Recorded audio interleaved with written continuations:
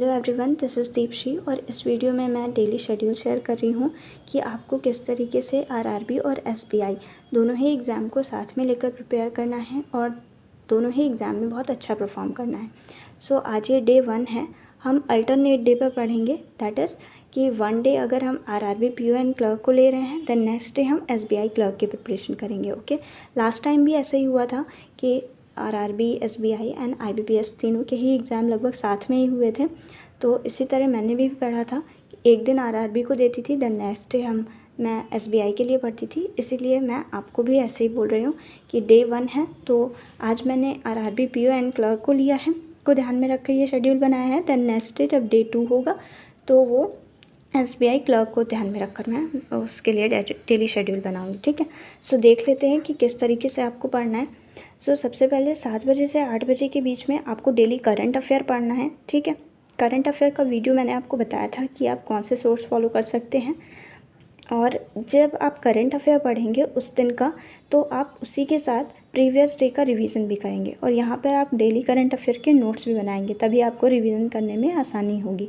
और जितना ज़्यादा से ज़्यादा आप उस टाइम में रिवीजन कर पा रहे हैं आप उतना करिएगा। ठीक है, रिवीजन के साथ आप उसमें जैसे जो कंट्री आ रही है या फिर जो भी स्टेट आ रहा है उससे रिलेटेड अगर कोई स्टैटिक जीके की इन्फॉर्मेशन है आप वो भी लिखेंगे। फॉर एग्जांपल, अगर कोई कंट्री है तो उसकी कैपिटल एंड करेंसी भी आप साथ में लिखेंगे और याद भी करेंगे। इस तरीके से आपके स्टैटिक जीके भी करंट अफेयर के साथ तैयार होती चली जाएगी। ठीक है, देन 8 बजे से 9 बजे के बीच में आप एडिटोरियल पढ़ेंगे, एडिटोरियल द हिंदू पढ़ेंगे।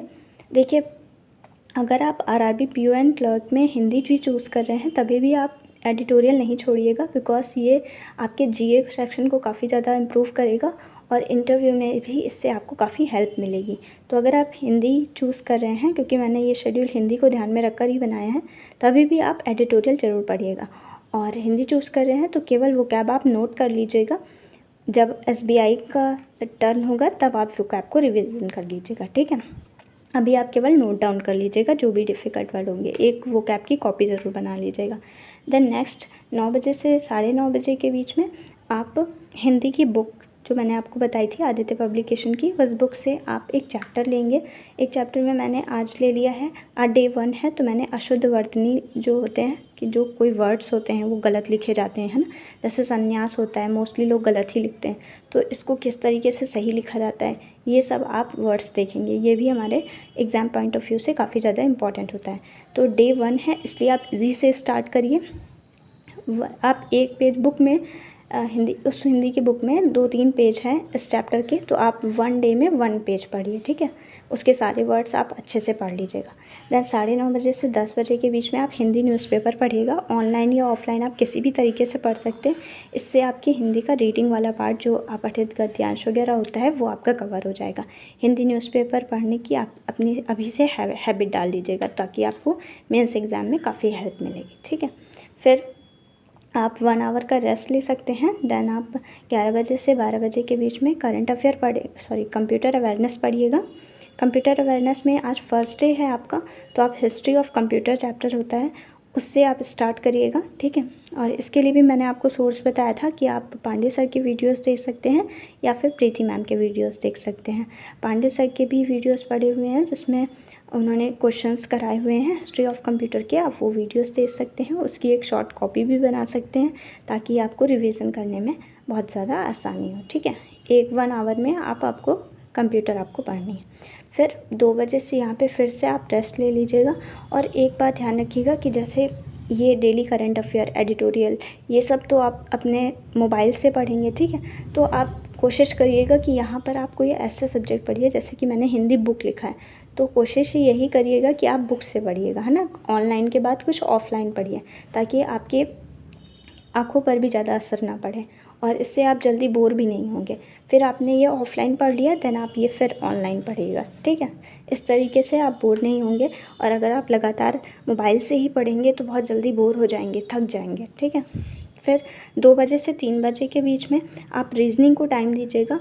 और रीजनिंग में आप क्या कर सकते हैं, सेक्शनल मॉक दे सकते हैं, डेली क्विज़ेस लगा सकते हैं और आधे घंटे आप पज़ल लगाइएगा। इस वाले पार्ट को बिल्कुल मिस मत करना, पज़ल ज़रूर की प्रैक्टिस ज़रूर करना। ठीक है, बिकॉज पज़ल का बहुत ज़्यादा वेटेज होता है। एंड देन जो डेली क्विज़ेस हैं और सेक्शनल मॉक हैं, इसको लगाने से क्या होगा कि आपकी स्पीड अच्छी हो जाएगी। और अगर आप जब आप मॉक देंगे, अगर आपको लग रहा है कि आप किसी सब्जेक्ट पर्टिकुलर चैप्टर में वीक हैं रीजनिंग के, तो आप इस टाइम में उस सब्जेक्ट को भी, उस चैप्टर को भी इम्प्रूव कर सकते हैं। ठीक है, लाइक आपको लग रहा है कि अभी आपको ब्लड रिलेशन सही से नहीं आया है, तो इस टाइम पे आप उस चैप्टर की भी प्रैक्टिस कर सकते हैं। या फिर अगर आपको के सारे ही चैप्टर ठीक हैं तो आप डेली क्विज़ेस या सेक्शनल मॉक लगा लीजिए। ये सब चीज़ें पर्सन टू पर्सन वेरी करेंगी, इसलिए मैं आपको अलग से बता दे रही हूँ। ठीक है, एंड नेक्स्ट आ जाते हैं 4:30 बजे से 6 बजे के बीच में। इस टाइम पर आप एकदम जो रेस्ट लिया गया है, इसमें आप अपने माइंड को एकदम फ्री कर लीजिएगा। ठीक है, अपने माइंड को काफ़ी ज़्यादा रिलैक्स कर लीजिएगा, क्योंकि अब आपको करंट अफेयर का रिवीजन करना है, और रिवीजन के लिए जब तक आपका माइंड एकदम फ्रेश नहीं होगा तब तक आप अच्छे से रिवीजन नहीं कर पाएंगे। ठीक है, और वो भी ये वीकली PDF आपको पढ़नी होगी, मई मंथ की पढ़िएगा। यहाँ से आप जून मंथ तो कवर कर ही रहे हैं डेली करंट अफेयर से, और अब ये इधर का मतलब जून को छोड़कर मई मंथ को पढ़िएगा। वीकली PDF पढ़िएगा अफेयर्स क्लाउड की। ठीक है, बहुत ज़्यादा पेजेस होते हैं उसमें, इसलिए वन डे में तो कवर नहीं होगा, लेकिन आप जितना मैक्सिमम कर सकते हैं उतना कोशिश करिएगा। ठीक है, फिर 7 बजे से 8 बजे के बीच में आप मैथ्स का अर्थमेटिक लग के चैप्टर्स लगाइएगा, और डे 1 है तो आप टाइम एंड वर्क के क्वेश्चन आंसर लगाइएगा। ठीक है, आप चाहें तो यूट्यूब वीडियो से भी लगा सकते हैं, या फिर अगर आपने अपने कॉन्सेप्ट क्लियर कर लिए हैं तो केवल RS अग्रवाल की बुक आप फॉलो कर सकते हैं। ठीक है, उसी से क्वेश्चन लगा लीजिएगा। फिर 8 बजे से 9 बजे के बीच में आप DI प्रैक्टिस करिएगा और सेक्शनल मॉक लगाइएगा। आधा घंटा आप DI प्रैक्टिस करिए और आधा घंटा आप सेक्शनल मॉक लगाइएगा मैथ्स का। ठीक है, फिर 10 बजे से 10 ये जो टाइम है 45 मिनट्स का, ये आप मॉक के लिए रखा है मैंने। RRB PO का आप मॉक देंगे। ठीक है, फिर उसका एनालिसिस भी करिएगा।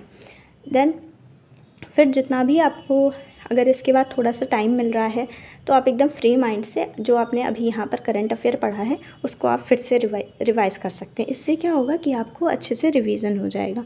ठीक है, अब आप ये जो आपने शेड्यूल देखा, इसमें आप सोच रहे होंगे बहुत सारी चीज़ें मैंने कवर नहीं भी की हैं, जैसे कि बैंकिंग अवेयरनेस कब पढ़ना है ना, और अगर मान लीजिए सिंप्लीफिकेशन, नंबर सीरीज, इन सब की प्रैक्टिस कब करनी है, टेबल, स्क्वायर रूट, है ना, तो इन सब की प्रैक्टिस आपको संडे को करनी है। ठीक है, वीकली बेसिस पे आप अपनी प्रैक्टिस करेंगे तो उतने से भी काम चल जाएगा। और अगर आपको लग रहा है कि आप किसी चैप्टर में वीक हैं, फॉर एग्जांपल अगर आपको लग रहा है कि आपके सिंप्लीफिकेशन में आपको ज़्यादा टाइम लगता है, तो यहाँ पर जो मैंने टाइम दिया है डेली क्विज़ेस में, है ना, रीजनिंग में, एंड यहाँ पे सेक्शनल मॉक में, तो आप यहाँ पे सेक्शनल मॉक ना दे के उसी पर्टिकुलर चैप्टर की भी प्रैक्टिस कर सकते हैं। इससे आपका टाइम आपको कहीं अलग से नहीं देना होगा, बस इसी में उस टाइम को यूटिलाइज़ कर लेना है। ठीक है, ये सब चीज़ें पर्सन टू पर्सन वेरी करेंगी, इसलिए मैं नहीं बता रही हूँ।